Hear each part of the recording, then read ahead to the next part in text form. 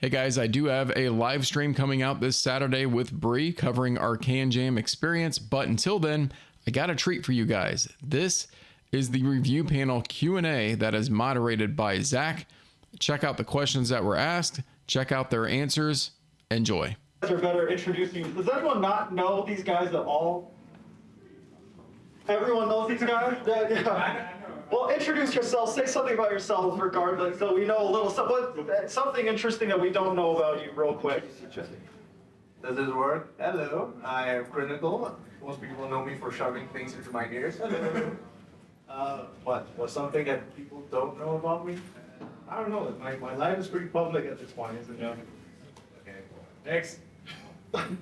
Andrew. And yeah, about the same. There's really nothing to comment on. Fashion related. You're definitely the coolest fashion related. Yeah, let's go this way. Let's go check. Yeah, probably not. Really good.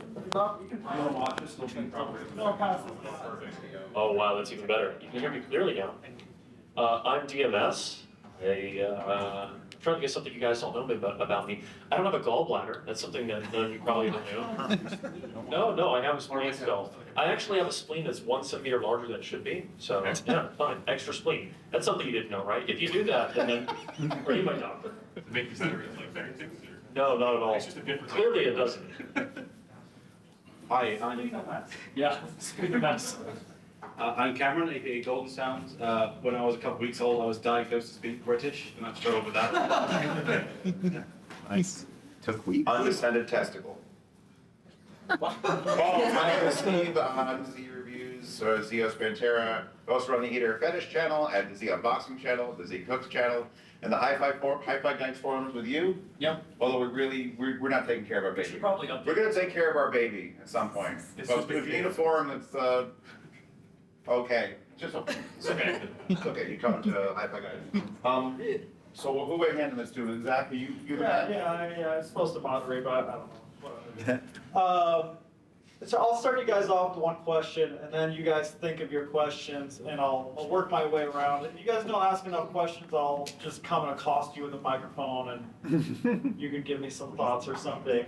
But I think we're at CanJam. We're all here to discover new gear. It doesn't have to be a CanJam related thing, but is there anything that you guys have gotten in lately that is on your mind, you can't stop thinking about, you want to go listen to it, something new that you want to talk about? So let's just go down and start with Crinacle, and just share with us what you're excited about for gear lately. And also, 45 seconds each. We only have an hour, so once you start going, I'll come and hit the timer clock. I'm trying to think because in terms of gear, I think what I was excited about was actually Exogrel's new what was it, AOE1 or what was it? OE1. Yeah. So that was very interesting. It seemed to me like an evolution of the HD800. I've tried it. I will reserve my comments for future content.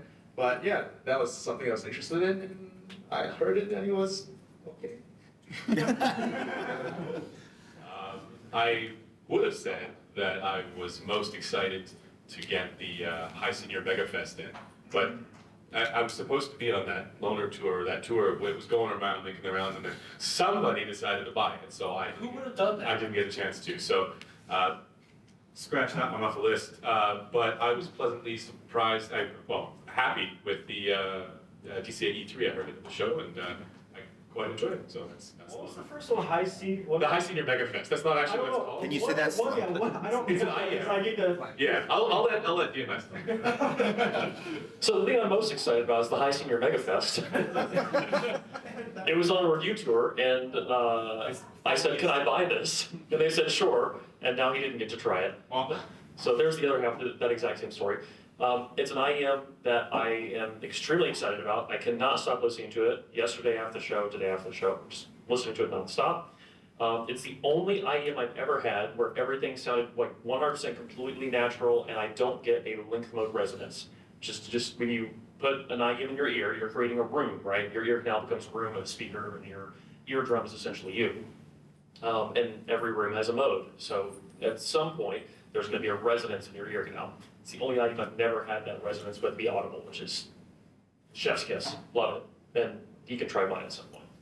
Can you say the name slowly? Oh, so it's spelled really weird, but if you type in MEGA, the number 5, a dash, and then EST, Okay. it comes up. We call it MegaFest, but it's Okay. Mega 5 EST. That's quality marketing, man. Yeah, really, I don't know why things in audio are named the way they are. Like the old Sony headphones, like, yes, have you heard the MDR CD900ST? Actually, that is a Sony headphone. It is, it's a really good one, but I don't know why they name them that way. It's the same with everything in the song. Anyway, Cameron's Thank you. turn. Yes. I was excited to get the Felix MD 25th anniversary edition in. I was a little bit more mixed on the original MD, and this one basically fixed all the problems I had with it, and did some interesting objective stuff. It's one of the lowest noise tube amps I've ever tested, and has the best channel matching of any tube, or any amp using a potentiometer that I've tested. So it's wildly expensive, and I'll never be able to afford one, but for the kind of person that does, it's just got all And they this. gave you 2 days with it, right? I had, yeah, basically a few days with it, trying to make a video. I didn't plug my own thing. I've also got my own deck, which I'm launching here, which I'm quite excited about, but I won't talk too much. I won't talk about my co-op headphone either. That's the way it's gonna work, not talk about the errors. There's a couple on the Did it floor. have enough, did it have enough bass, Zeos? No. Yes.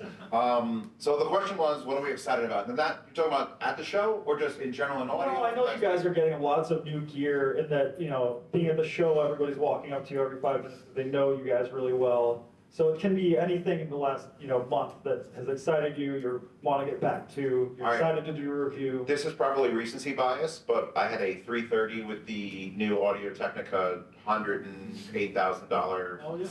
tube thing, and What headphones did you use on it? we started with the normal headphones, and I put on the Prodigy because Diesel Power is a great song, and it somehow sounded like Diana Krall was playing the Prodigy. Like that's how soft and warm and smooth it was.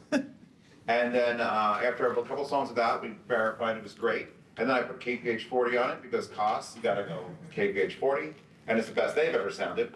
And then through very much fear, I had a friend who brought the tungstens, I think the single-sided, and I am distraught.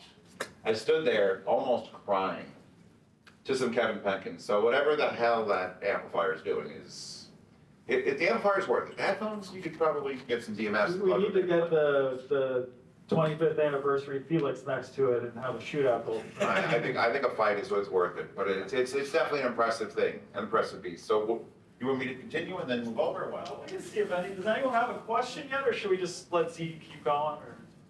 Or we have a question here. Great, fantastic.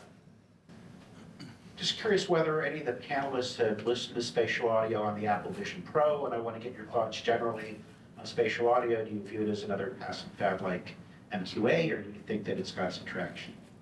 Awesome. Pass the mic now. I'm always of the opinion that DSP is always a net good for audio. I don't believe in the whole analog or nothing, right? So spatial audio, in all of its forms, whether good or bad, is always something to strive for. So of course we had Dolby Atmos, now we have Apple Spatial Audio, which is not something that I have very extensive experience on because I'm an Android boy. But from what I've heard so far, it is pretty good. And I've heard on the grapevine as well that Apple is paying artists and mixing studios to actually mix for spatial audio specifically. So that's an additional layer that you don't have to guesstimate for anymore. So I think it is going to get better, and not sure if it's good that Apple is at the forefront, but it is, I feel, superior, and we should be doing more of it, definitely. Of all the new and exciting technologies that have come out in recent times, VR is by far the one that I am the least excited about. I do not give a shit about VR. However, the spatial audio side of things is very fascinating to me, and I think that's the frontier that everybody in audio is kind of trying to push for, at least for these big, tech companies. And I think Apple's probably going to be, doing something amazing with that. So I'm very interested in that side of it, absolutely. So I tried the Apple Vision Pro press briefing with the AirPods Pros, which the AirPods Pro 2 with the USB-C connector is the only way to get spatial audio on the Vision Pro. It's basically the exact same sort of spatial audio computational kind of sound that you're getting on an iPhone with AirPods Pros.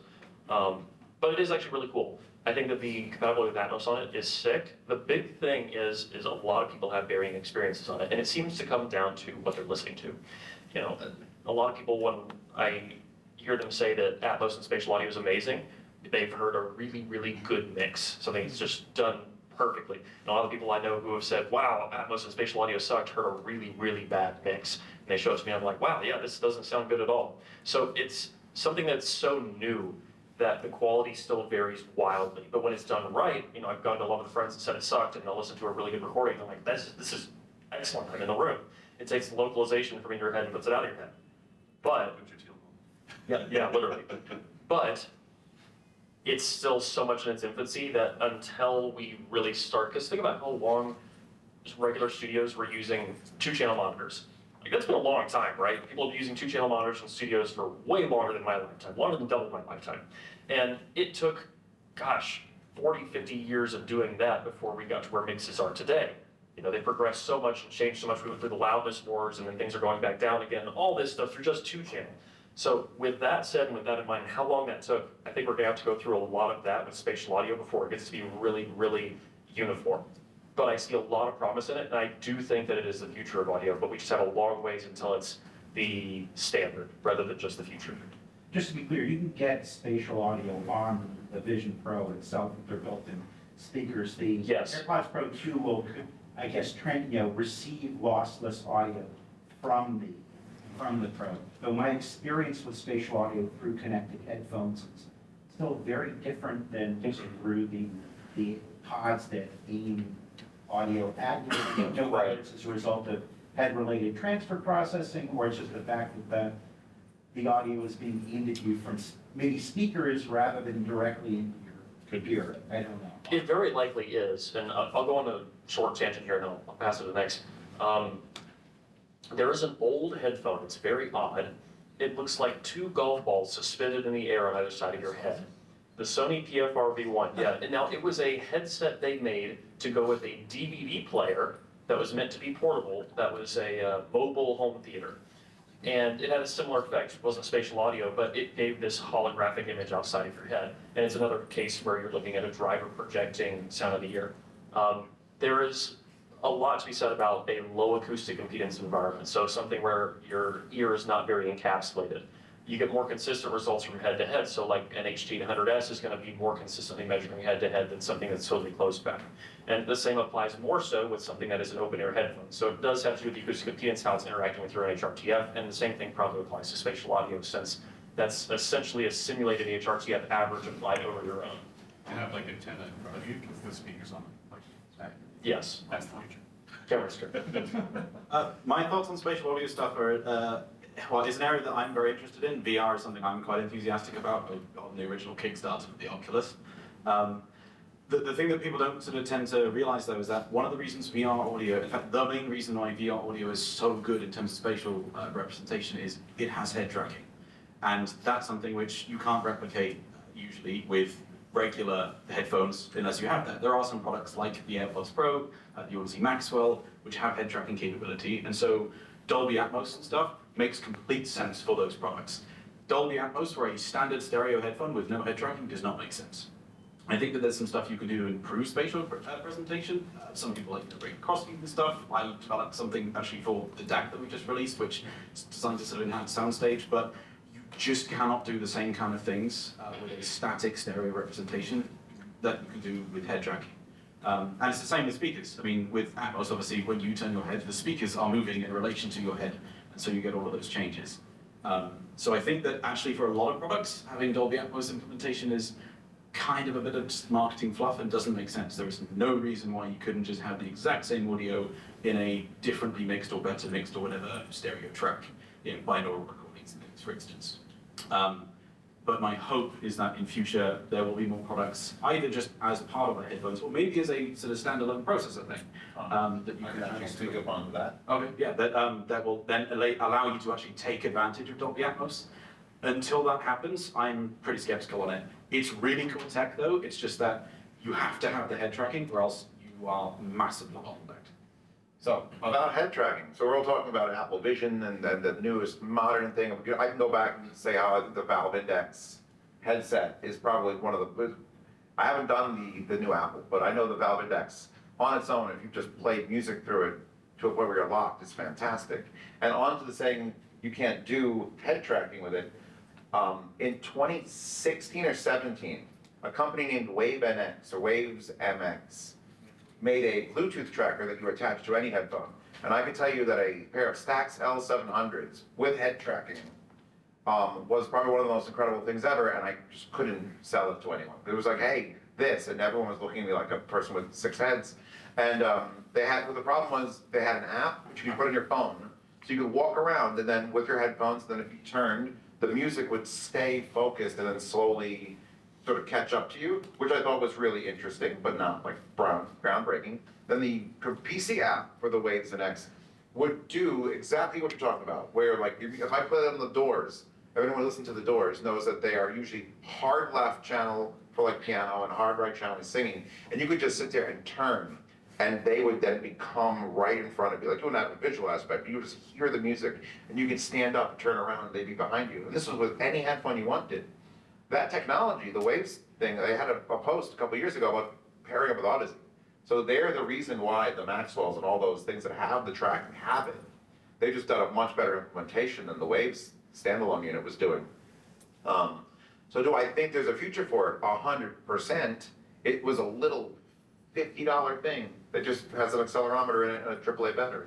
So I think it's gonna happen.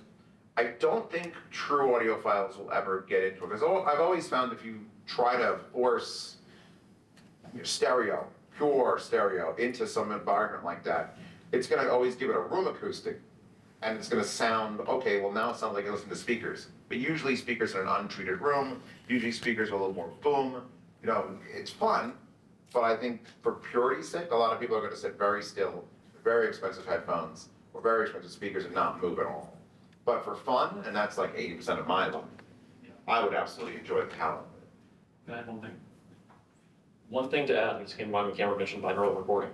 So I'm sure that most of you have heard of binaural recording before. They're kind of awesome. Ideally, what a spatial audio situation is doing is virtually recreating a live binaural recording. And ideally, if the spatial audio playback was perfect, it would be indistinguishable from binaural recording. So that's what we're looking forward to. That's the real sound stage. Yes, that's the real Is sense. it probably just did that satiate your desire for special? Okay. All right. Definitely not the case with all manufacturers, and Zach, I'm kind of curious for your take. I know there's like some tension between manufacturers and reviewers over measurements, and I was just kind of curious for your take, like, how do we reconcile that? Either, I don't know, just, yeah, curious, what do you guys take, what's your take on that tension between reviewers using measurements and publishing them, and some manufacturers feeling like they are bad for their sales, or, yeah, whatever. Mark asking the spicy I question. didn't read audio science review before you came here in my thing with them, did you? No. No. Well, there's some good reading actually. It's probably entertaining for me. I don't think it was very entertaining for my wife. Yeah, just very quickly on that subject. I mean, for the manufacturing side, I sit in a place where I'm like, well, I have to take all the data and then subjectively use it. And you know, you have to, when you're finishing a headphone, you have to end up at a spot where you can't have perfection acoustically on everything. Even if you add an inductor or capacitor or resistor to the sound to get to a certain place, with the measurement, you're giving up impulse response or something else, or CSDs. There's always going to be a compromise somewhere in the sound. And so, I know some of these guys have experience on that end too. And so it ends up in a place, manufacturing, where you're like, man, I can't please anyone. So the safest thing to do is just make something you like how it sounds, and then go to your room and cry in a fetal position. So, for context, I have been measuring since 2016. So we're closing in on almost 10 years of me doing all these thin lines.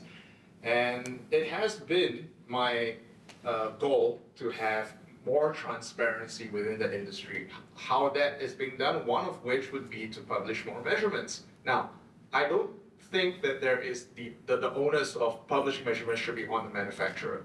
Personally, that is it's really their choice. I don't think you should vilify them for doing it. But that said, there has been a worrying trend of brands and manufacturers blacklisting reviewers who do measurements. And I feel that is a step too far because that is limiting, one thing is the freedom of speech, right? And second of all, it's just pushing the agenda that, measurements, we don't want measurements here, we don't want measurements anywhere, when again, the goal should be more transparency within the industry. And again, I've been doing this for quite a while. I feel like now there is the standard, the expectation that when a product releases, there should be measurements of that product floating somewhere. It doesn't have to be from the manufacturer, but it should be floating somewhere. And I think with the proliferation of couplers, of measurement rigs, of anything, headphones, IEMs, DACs, amps, whatever, it is a net positive for the community. So what was the original question that we should be doing? Yeah, but there should be more measurements in the industry, but at the same time. I think the question was, you were kind of saying, is it that kind of tension between manufacturers and reviewers, how you should reconcile that relationship? Is that Yeah, so the reconciliation would be that, there shouldn't be the expectation that the manufacturer should be publishing. I think that just immediately relieves the tension immediately. But again, there is also the expectation that the manufacturer should not be trying to control the narrative by withholding units in any way, because that has happened many times over in the last few years. So I feel like that's just management of expectations on both sides. Basically the same as what Chris said, but I did want to add one thing. I do think that the popularity of measurements has definitely changed the way that a lot of manufacturers approach this, to the point where now a lot of manufacturers are actually conducting their own measurements. They're buying standard measurement equipment and then showing it, publishing it on their site, or in some cases for IEMs, they're putting it on the box as part of the marketing material. And that's, again, I share what Chris said, where I don't think the onus is on the manufacturer, but a lot of them have sort of taken it upon themselves to do that, and that there's another benefit to that, potentially. I don't know if it's always realized, but because there are also so many various different types of couplers and measurement rigs out there, that the manufacturer's saying, well, okay, why don't we just do it ourselves, put out the information ourselves, and do it right, put whatever standard we're adhering to out there in the public, for the public to judge for themselves, rather than relying on people using non-standard equipment, for example, or DIY rigs or whatever, right? And then on top of it, they're able to kind of show it relative to, basically what their targets are, rather than having people rely on, for example, those terrible reviewer targets that are out there. They can show instead relative to whether it's a standard target, say from Harman, or their own internal, what they're testing on and what they're looking for. So that's kind of how I see it. So most manufacturers obviously want to make something that's very good. I don't think that's any question. Everybody wants to listen to something good too. The flip side of that is that it's very rare that a manufacturer comes up to me after I listen to something and says, hey, wasn't that good? Instead they say, what do you think of it? And generally what that means is, I want feedback. Zach, I've listened to your headphones plenty of times before trade shows, and you've never walked up to me saying, hey, isn't that new thing really good? Don't you love it? Usually you come up and you say, hey, what do you think about that? You just listen to it. What do you think? I just looked deep into your eyes. Yeah, do we have a connection just now? Was that like a moment? I've had very rare cases where manufacturers have been mad at me for feedback. Even when it's a case where a product has been just really, really terrible. I had something with the Nothing is a company that makes TWS IEMs. And their first wireless product, I just basically dug a hole and threw them in. And then Nothing reached out after that, and said, hey, you really didn't like our IEMs. How can we make them better? Have you ever had a manufacturer get mad at you about the measurements specifically? Yes, it has happened in the past, but it's very rare. And I find more often than not, most manufacturers are more grateful for feedback in hopes to make a better product. The few times when they are extremely angry about something in measurements, there's not too much you can do about it, because I think that's beyond the point of rationality. So I think as long as anybody wants to make a better product and they're open to feedback, it's fine for open discussion. But as far as reconciling that, if someone just straight up is like, you measured my product, I hate you. It's like, well, that's fine, I guess. That doesn't seem good for the community as a whole. I want everyone to have good audio products, but you know what? You do you, I'm sure it'll keep on selling. I think part of the problem is that people often misuse measurements. I did a seminar on this yesterday, but there's a lot of people who will tell you that if a headphone does not conform exactly to the Harman curve, then clearly it's terrible, and that's what the research says. But the research does not say that, and they've not read it, they don't understand it. And the man listener at the very back of the room there has actually written a fantastic article on this sort of topic. Link in the description. Link in the description. Yeah. The problem is that a lot of people are using measurements to try and find some sort of exact outcome, when the reality is that the measurements should be used to describe things. Yes. There are reference variations, using measurements to try and find the things that you are going to prefer as how it should be done. But a lot of people online seem to be very, very against that idea, even if the research itself says that that's not the case. I think that manufacturers are quite right, unfortunately, to be a little bit worried about measurements sometimes, because there are a lot of people who will, not buy something themselves, but be very vocal against something because it doesn't measure well or doesn't have the outcome that they want, even if actually it's a good outcome regardless. Whoa! Nice. Sorry, it was Zach. You keep playing. All my fault. Yeah, and some manufacturers, I think, as Grin said, go a little bit too far in blacklisting reviewers who do measurements or being out terrified of them. I've had several manufacturers who've reached out to me saying, hey, we love this stuff, we'd love you to review our thing. And then the moment that they find out that I publish measurements, they completely stop replying to emails. And that's a real shame, because someone's going to measure it anyway. And it would be better if there was more transparency about it. Can I lean in? Yeah, I have one more thing to say. It just came to mind. Always after you start talking, something comes back in my brain. Dr. Olive, who's done a talk here, I'm sure all he basically created the Harman target, has said in a quote that I'm paraphrasing here, that the Harman target is a rough guide and approximation, not an exact target. Things are more or less going to be subjective. I have that as a sticker on my Telegram. Yeah, It's it's a good sticker. It comes in handy a lot. Yeah, and the same thing happens with source code measurements as well. A lot of people trying to find a single number, ignoring a lot of other performance metrics, and ignoring preference completely, or what measurements are actually telling you. And my hope is that with more people hopefully getting interested in and looking at measurements and discussing it more, they'll be a little bit more sort of educated. This is quite a lot of the work that we've done, showing actual preference bounds in our measurements, not just a single line. Something as basic as that, I think, can make a difference. Well, I think everyone here kind of understands my take on measurements. If you don't, it's basically this. They are absolutely required. If you are building something, you're making a DAC or an amp, you need to measure it. Is something wrong with it? If you're tuning a headphone and you're going to sell it, you need to measure it. Is there something wrong? Can you fix it? The problem I have, and I had a YouTube comment, literally my review of the Dunu Glaciers, which are right here. Lovely IEMs, love them, $1,300. One of the comments was, and this won't be verbatim because I'm not that good, but I saw the measurements, they look exactly like the variations. So obviously Zeos is just shilling because it's exactly the same IM. And that's the problem, is when people think the measurement, basically measurement fanboys, are just like, this pretty picture looks exactly like this pretty picture, they're the same. That is not the case. Yeah, but that could also be down to the differences in acoustic piece. It could be that, it could be, There's a lot of things to account for. there's 100 million things, and the soundstage isn't on a measurement. Would really strongly recommend reading Listen's article. Yeah, we understand it. It's really good. Being a fanboy of measurements is fine, but you need to understand the fine tuning of it. You have to hear both things that measure the same and then make your assessment. People that are just looking at a graph and going, I won't like this. That is not how you do this. All it can be is a rough outline. If you think maybe there's a treble spike, and I use to point at treble spikes all the time, but if you've liked headphones and IMs with treble spikes or spikes in them, Yeah. there's nothing, it's not a black and white, here's what it is. It doesn't explain. It's like a power graph on a Ferrari versus a power graph on a Ford.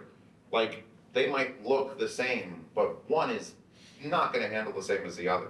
So it's a tool. It's a tool to measure, and it's only, I'm gonna make up some random number now. It's 28% of what's happening in an IM, the weight of the IM, the way the nozzle comes out, that sort of stuff can't be calculated in a graph. That can show here's what it measures, and then we unplug it, plug this in, here's how it measures. That's perfect. I don't think you should base everything off of measurement. You still need to experience it. It's like a sunset. You can't measure a sunset and then tell me if it's beautiful or not. That was very poetic. But yeah, no. So I'm for measurements for the creation half of things, and not anti-measurement, but certainly don't rely on those to pick if you're gonna like something. It's really hard to explain to most subjective listeners, even yourself, because most people you're selling a piece of gear to or reviewing a piece of gear to haven't had the experience of having an expensive measurement ring, having the right environment, and then being able to have that gear and see where all the little changes they can hear are. And so I know you guys are doing a really good job explaining a lot of that stuff, but giving, the people that experience so they can subjectively see it. It's a tough place to be. Yeah. I also just wanted to add that more so in the two-channel world, there are manufacturers who are nervous about publishing measurements or having people measure their products because they're worried about what people might think of them. There are also plenty of manufacturers who are rightly scared of having measurements because their products do absolutely fuck all. We could name names, but we won't. Yeah. All right, my stupid question for Z is, do you want the full $5 now, or should I go through Patreon? Patreon. Okay, fair It enough. will take a fee. Subscribe takes a smaller fee. Just send it to you, want to build me, it'd be easier. The real question is, when I'm doing demos upstairs, or well, when auditioning different products, I don't always know what I'm listening to. Am I listening to a DAC? Am I listening to, wiring and cables? Am I listening to just the headphones or an amp?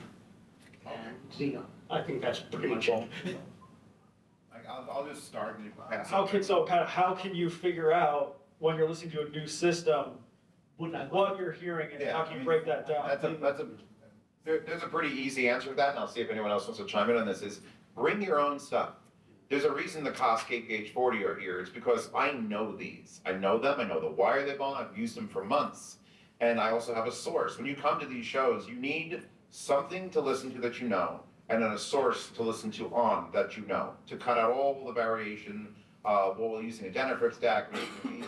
Usually cables aren't much as far as source cables go, but you don't want to listen to a new headphone on a new amp you've never heard, on a new DAC with a source on a song you've never heard. That is useless. You want to cut out 90% of that unknown and give it just what you know. As far as that, that's why it's very easy to do. You get a million adapters and you bring a DAC and you bring a headphone or IM that you trust, and then you wander from thing to thing and you steal it from whatever they're trying to show it. A lot of times I find that obviously you're showing a product here, you're going to want to do the best it can. But that doesn't necessarily mean if you take that product home and plug it into your stuff, it's going to be the best it can. You want to experience that, and they can explain that, because, this headphone doesn't work well on solid state, only wants tubes. So that would be something you could put in the back of your mind, but you still have to know the source to really make an assessment here on this floor. I wish it was quieter. We should have like a quiet hour, like Adult Swim, like the 1 hour. There should be like a 1 hour period where everyone's just whisper. That'd be great. I think we can pull it off. I think New York especially would love to just shut up for an hour. I was trying to find a dim switch on our room so it could be quieter. I feel like it was darker, people were quiet. At shows it can be quite tricky to evaluate a single component because you often don't have a sort of chain that you are completely familiar with. And that is a problem, and it's a good recommendation to try and do, particularly at CanJam where things are portable. Bring your own either headphones to try source gear on if that's what you're looking for, or bring your own, the Komodo tool or something to run different IMs and try and make things consistent. That being said, generally speaking, the headphones or the speakers that you're listening to are going to make the biggest difference. Most of my content is centered around source gear stuff, but the transducers are in 99% of cases going to make the biggest difference by far. It's quite tricky, especially with speaker stuff in particular. You go to different shows and people ask you like, what do you think of that DAC? It's like, well, I don't know, the system sounded great, but I've never heard any of the components and I've never been in that room before. With speakers, the room itself can make as big a difference as the speakers. But with headphones though, the answer is basically try and make things as consistent as possible. It's not really possible to evaluate just one thing, but because of the fact that headphones are going to make the biggest difference by far, you can usually get a pretty good indication even if the headphone is on an unfamiliar chain in most cases. Yeah, Cameron said basically everything that I was going to say. If you're listening to speakers somewhere, you're listening to the speakers and the room. If you're listening to headphones somewhere, you're listening to the headphones. And Some other components can make a small difference in that, but for the most part, if it sounds terrible, a $10,000 amp is going to make a terrible headphone suddenly turn into a good one. If you want to evaluate source code, you need to have the same headphones. Though. Yeah. I If tried you to try. fight it at least a little bit, played recordings that I've actually worked on or been in the studio for, that I know what they're supposed to sound like, but still, they're like, oh, it's $2,600 for a headset, headphones from Vocal, but is it the name that's causing it to sound so wonderful, or is it? It's the headphones. It's the headphone for sure. And what if you didn't already say, he said he tries to find recordings and things that he's already familiar with, but that's another good thing. Listen to music that you know, because there's nothing more difficult than sitting down at a table. You want to check out a product and you're like, okay, what do they have on this iPad? I don't know any of these bands. Also, you gotta make sure that the streaming services have different versions of songs. Yes, yeah, you might end up with like a live version of a track and you're like, why does this sound so much more spacious? Oh, well, that'll do it. Yeah, basically that. You have to control for whichever variable it is that you are trying to evaluate. But it's the headphones. Unless we're talking about tube amps or high output impedance sources, it's the headphones. Craig, you got anything you want to add? Know that even the tube amp we're coming out with soon, that when you measure it, the drop off in dB, even though bass is like 0.75, it's much less than a headphone's gonna be variable. To the expensive seats back here. So my question for all of you is, what do you think the most dangerous misconception is that commonly exists among audiophiles? And is it the job of reviewers to try to educate people out of those misconceptions? Great question. Most dangerous misconception. Okay, so since I'm the squiggly line guy, I guess I'll start with Harman. Yeah, that's the one thing that I feel like is the most misunderstood research currently that we have. Because everyone likes to think of it as the one true curve, the one true God, right? But again, it's not. It's an average. And sometimes when you mention the fact that it is an average, people get offended for whatever reason. But the whole point of Harman is that there's preference bounds, there's preference, and it's a consumer research, right? They're trying to make the best headphones for everyone. That's why the research is done. The code itself is really smooth. Yeah, so it's also very smooth. So they're just trying to make the best product possible. How do you do that? The best way is, the customer is always right. How do you find out the preferences of the customer? You average it out. And again, it's fine. Everyone has their own preferences, but it has kind of turned into this big monolithic monster that everyone says like, hit Harman or die. And I feel like that's, no. It'll be worse. And it's smoothed out to what, 2 to 1, 3 to 1? 3 to 1, I One think. half? One half? Well, it depends on which one you're actually looking at, because there are some that are 1/3. I've seen the 1/3 one. And then it's humans average hearing is 9, 1/9? Yeah. 1/6. 1/6, yeah, so it's yeah. Might be worth explaining. All right, so but yeah. Resolve, enlighten us. All right, so typically when we're doing graphs, we want as much data as possible, so we don't want to be smoothing it.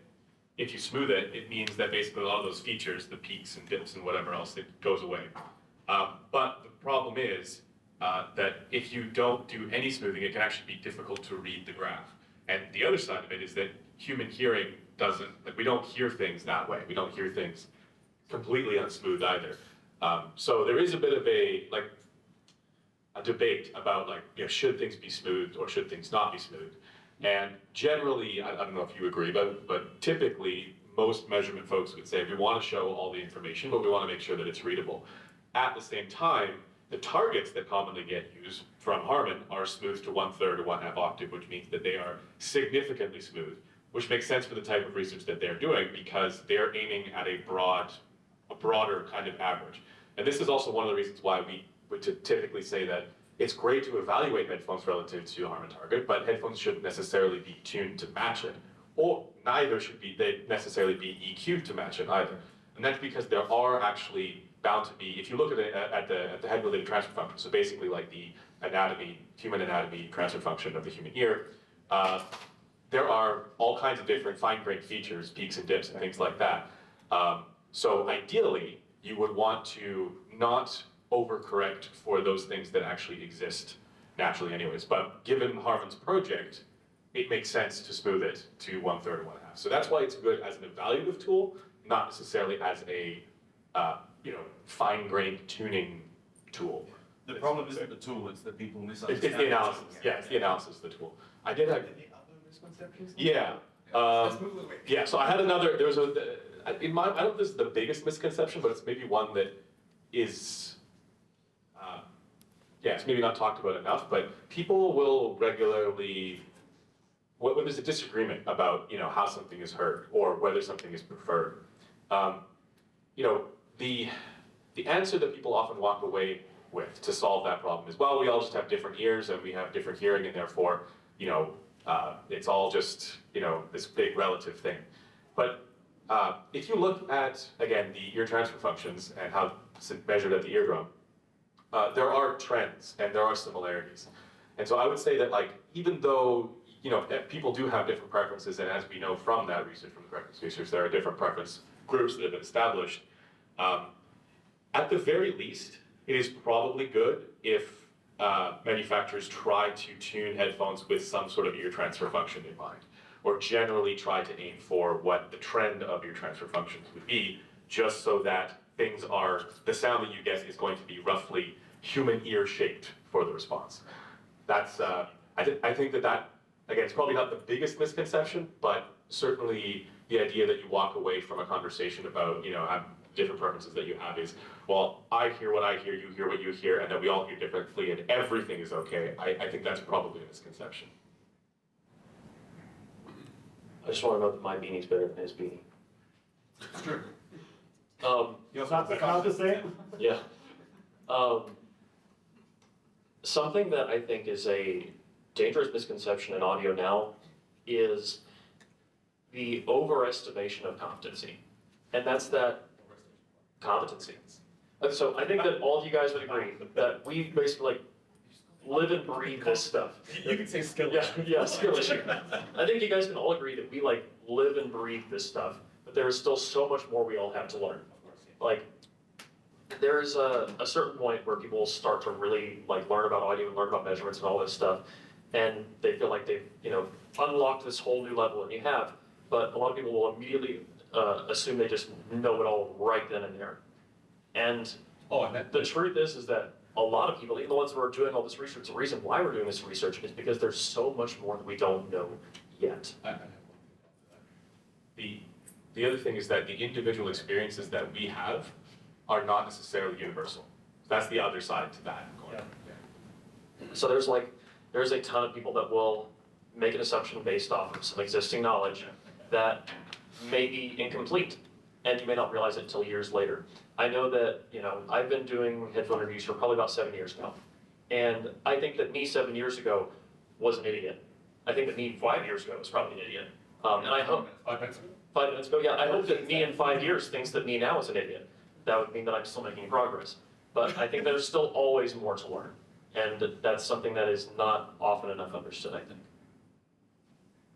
I'll move away from the sort of measurement thing for a bit and try and talk about something a little bit business oriented, which is that I think there's sort of a combination of two damaging misconceptions. One is that a lot of people think that something is more expensive, therefore it must be better, which is very often not the case. But also people misunderstand how, especially in an industry like this, things are actually priced and how much money people are actually making.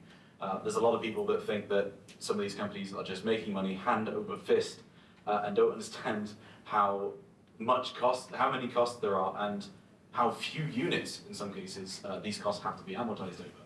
Actually, to come back to the Apple Vision Pro that we mentioned earlier, that's a decent example of this causing some sort of outrage in a different market recently. Someone posted basically a parts list of that product, and the total cost of all the parts to put together an Apple Vision Pro came to something like $1,700, I think it was. And so you got a lot of people immediately going, well, clearly it's a rip-off then. They're overcharging us massively, this is an outrage. And people completely forget that they spent hundreds of millions of dollars on that particular product, and that has to be amortized somehow. And in an industry like this, where there can be, in some cases, there are millions of dollars put into R&D for a product, and there might only be a couple thousand units. That means there's a huge amount of cost there. Components don't assemble themselves. No, exactly. That's the other thing. The components don't insure themselves either when they get shipped and lost. Yeah. The components don't assemble themselves. The engineers have to get paid. Their office doesn't pay for itself. It doesn't eat itself. And coming to an event like this, going and exhibiting at CanJam is not cheap. And so that's one thing which I'd say is that people should be a little bit more aware of, A, the fact that just because something is expensive doesn't necessarily mean it's better. Some stuff is expensive for the sake of being expensive, but also there's a lot of quite small businesses that have expensive products, not because they are trying to scam you or make just absurd amounts of money, but because they put a lot of money into development, they put a lot of money into marketing, they come to these shows, they have costs which have to be added onto these units, and that means that even if the unit only costs a couple $100 to build, it might genuinely need to cost $1,000 or $2,000 for them to break even. So, yeah. I think you read off my notes here, because I wrote down, cost no equal better. Because that's the thing, I get people come to me and they say, I had this headphone, it was $400, I want a better headphone. I have a budget now of $800. And I'm like, well, what do you like? Because there could be a $300 headphone that actually helps you more, or an amp or a DAC or something that fits what you want specifically better. Not necessarily because it's more expensive, but because it's just, price again doesn't dictate if something's better. Taste has a lot to do with it. You got to know your taste, which is why you come to this, because Best Buy doesn't have a good selection. You're not going to do the thing at Amazon where you buy 9 things and return 8. Excuse me, they have the full Beats lineup, actually. They do have the full Beats lineup at Best Buy. But to go on to more of, so yeah, I had someone who came to me and was like, I have $900 to spend on a headphone. I had this one, I like it. There's a $200 headphone that does exactly what you want. Don't be fixated on you have to spend 8. Spend 2, take that 600, put it in the bank, do something else with it. It's fine. Just make sure you enjoy the music, especially with music. I don't think anybody here, maybe besides us, has to listen to music to live. Like you could just stop and you'd still be fine. You're not a surgeon. You're not a surgeon that needs a tool. You're like, I enjoy music. So it's a hobby. You want to spend it. What? What's funny? Me and DMS just both had the same look of fear on our face at the same time. Music is a hobby that we should all enjoy. If you're a music producer, if you're the one that's in the studio and you have millions of people that are going to buy this and everyone's livelihoods are riding on the middle of it, you kind of have to listen in the proper way. But we're all here to have sort of fun. When you make headphones, do you want to enjoy them? Wow, that takes way too long to answer that question. I usually hope that if I enjoy it, someone else will, but I can't worry about it, so I just stop when I'm happy. Yeah, I mean, stop when you're for happy. better or worse, I'm screwed either way. Yeah, but it comes down to, you find the groove, and the groove could be in mid-fi. I don't know where's mid-fi end for you guys. What's your line? That's my question. Price cost line, or yeah. Because I've heard people say that $1,000 headphones are mid-fi, and mid-fi these days is like $5,000, I think, right? Yeah, I am certainly not into that thing. So that was like. There's only one hi-fi set up here, and it costs $108,000. Yeah, that's the only hi-fi thing. But going back to what Cameron was talking about, with the cost of a product matters. And and you're going to hate me for this. People who know are going to hate me for this. I've actually tried to convince some smaller creators to up their prices because they explain to me what things cost. And they're like, well, if I do this, it'll cost me, I get this chassis for $500, I should charge $900. I'm like, so wait, you're gonna try to make 19% profit on this? But what if one gets lost in the mail? What if one gets damaged, catches on fire? Or you need to be able to sell a product and then have another one completely evaporate, and you still have something there, some form of profit, so that you can continue making reliable headphones without going into bankruptcy. So, yeah, you see things here for $15,000. I mean, if there's a huge company, Samsung will probably make infinite profit because they just have 100,000 workers. But the small guy has to protect himself, his investment. He's got to pay the insurance. He's got to pay the bills. So it's going to be, if you take apart a unit and say, well, I could build this for $61, go ahead. And then mark every minute and hour it takes for you to gather the parts, solder it, put it together, and then imagine trying to market it, ship it, and insure it. And it's like, oh yeah, this makes perfect sense. But why you're gonna charge, $2,000 for this and not 500? So yeah, I think that's enough for that. When you look at the accounting sheet of like, every month I get it from my accountant, what the business has and everything, the cost of the goods sold, the parts is like this little 5-section thing. And then all the costs of, running the business, it's like, 60 sections of rent and this and that. And I'm like, oh my God, we had to buy food for everyone this day. So it gets very complicated very fast. Okay. Potentially spicy question. Pick one reviewer on the table and tell them one way that they could improve their reviews. But. You can all listen to me more.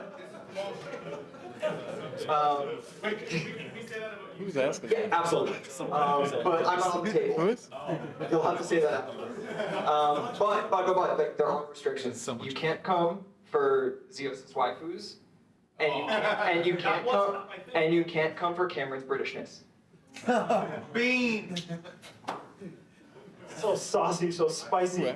It's just starting to heat up and we only have 10 minutes left.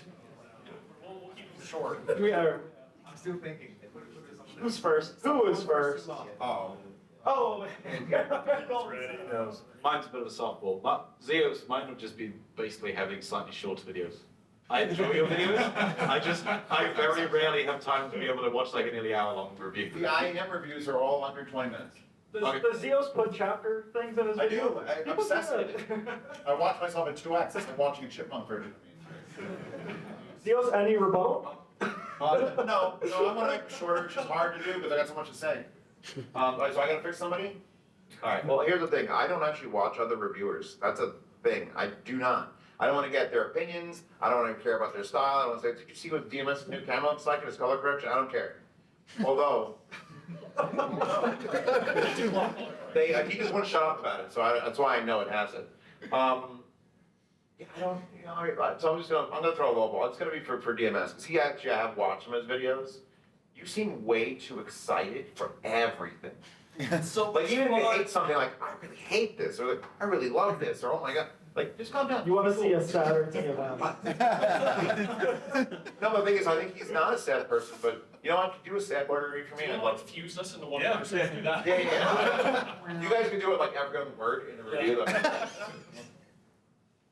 Yeah, that was pretty good. On that note, Andrew. These guys work together. There's this incredible thing in the modern age of digital video and film called color. Oh, I knew this was coming. You should try and join it. That's all I've got. He's a big fan of Bifrost. All right, mine is for Zeos. Fewer waifus. No, okay. I'm joking. Yeah, I'll double it now, doesn't matter. Alright. My thing is for Zeos. Do some headphone measurements. No, I was gonna say that. I'm surprised I didn't get hit, honestly. I don't watch videos, I don't know. So here's the thing, I follow the same thing as yours. I don't watch like reviews because I don't want to entertain my thoughts.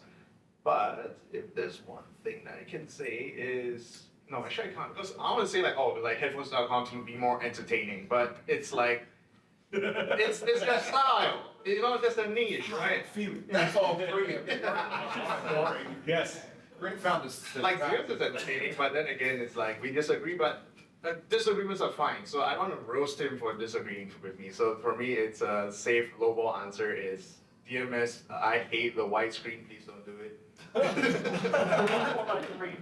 Perfect. I love it. Now it's retro. Just don't stop at 24 FPS. Yeah, no I tried no diffusion filters. I tried. All right, 4x3, 480p. No. I'm so hard to get him to shoot in 4K. Come on. Oh, listener, you should, we have to give one to listener also, because he's not, he's the reviewer in the back who asked this question, so it's not fair we don't get him too. You should be on video more. I have one.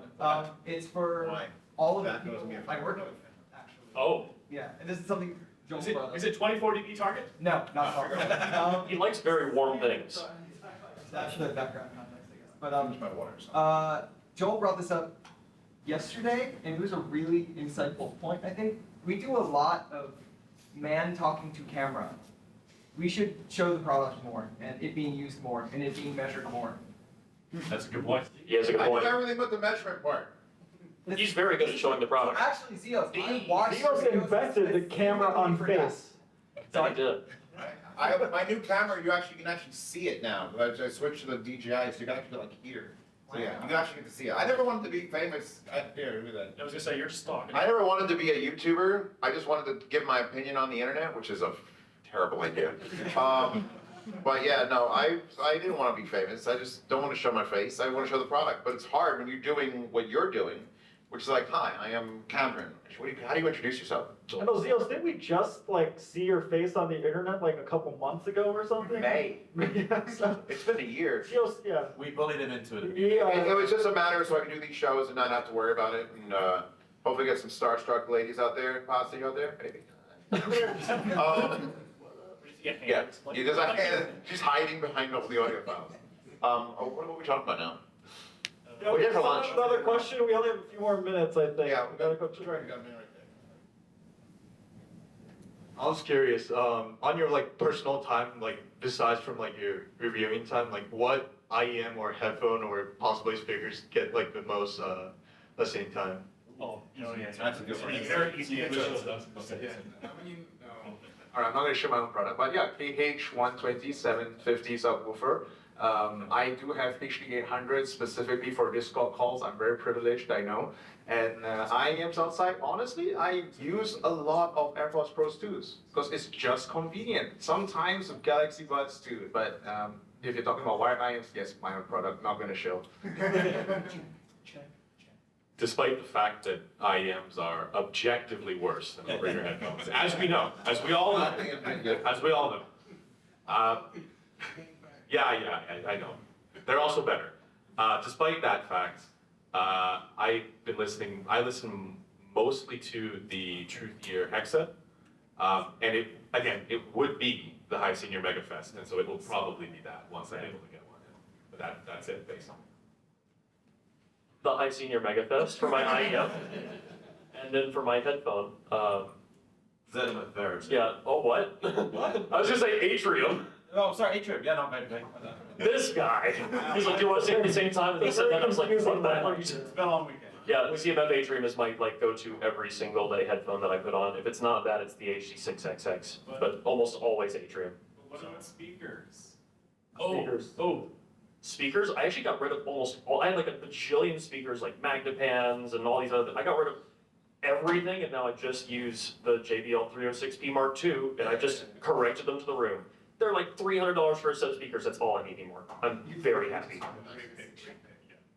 Yeah, for headphones, for me, the one that gets the most head time is the ZMF Atrium. I absolutely love that thing. Zach did a fantastic job. Stop it. With if I'm really wanting to like sit down for sort of an hour or so and just listen critically, I'll use my speakers. I've got a pair of Focaster number 3s, which I like a lot.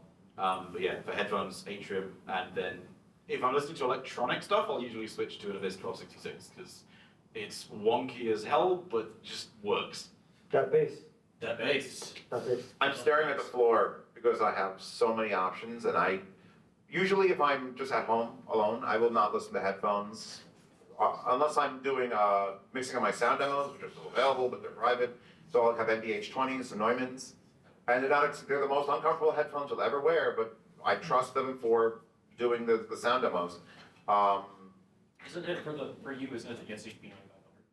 No, Not anymore. no, it got replaced with the JT1 recently. When I first met you, Zeos, you brought that to a meet, the 95. Well, the Ship It On Your Hunches should have been absolutely still should be respected to this day. Except for Respect your granddad. KH-3A. Aren't those the ones? Okay, well, KPH-40s now are the ones. But that's the thing is, if I'm leaving the house and I'm taking an IM with me, I go, what am I taking? What am I taking? Oh my God, I'm blanked. I'm blanked out because it's like, I have so many options. I think honestly, speakers are my preferred method. If I could review infinite speakers, 15 times a month, I would do that. And right now, I most look forward to, I have a set of Monacoustics, which is a Korean loudspeaker company.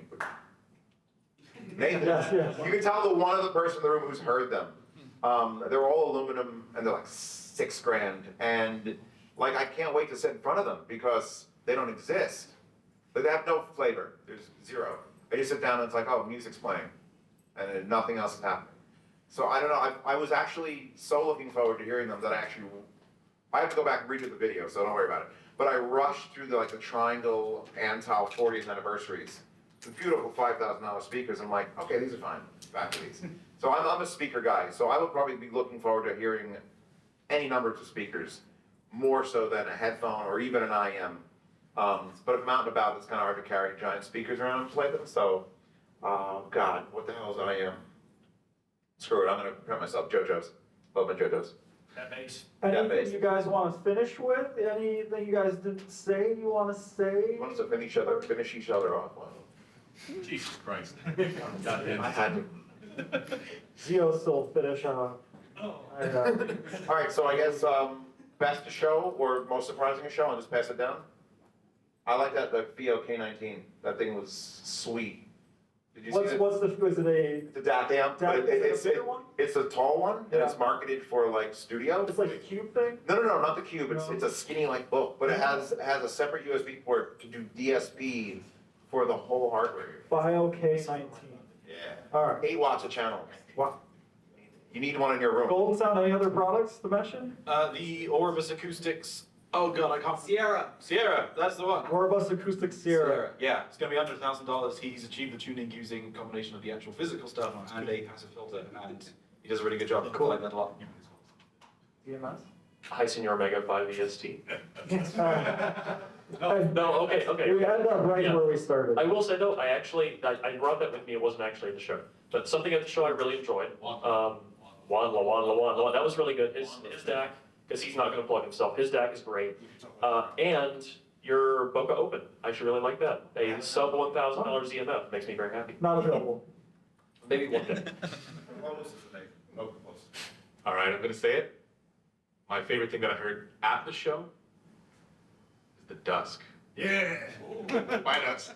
But I didn't hear that much. Is that Crinacle Dusk? Is that what it is? Well, eventually, we're gonna release Just for it. maybe some of us don't know exactly every product. So tell us more. It's just a new IEM that's coming out soon, but I say soon for the last year or so. So that has lost all meaning at this point.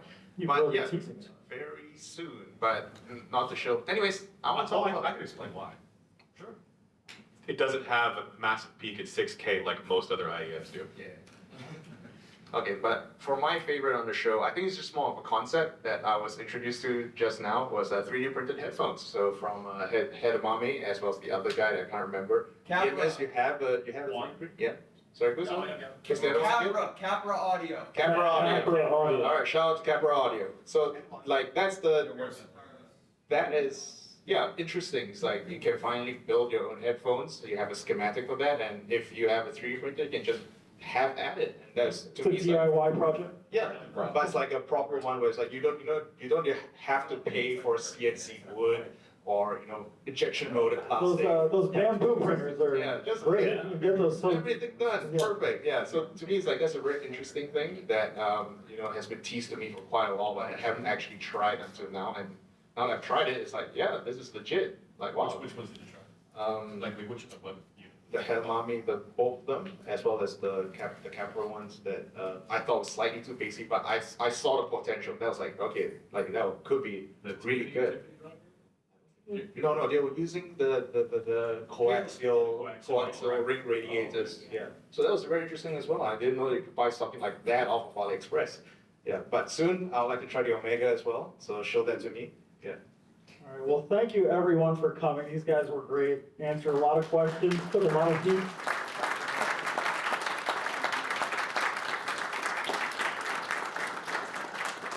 I had a great time. Thank you guys, and we'll see everyone soon.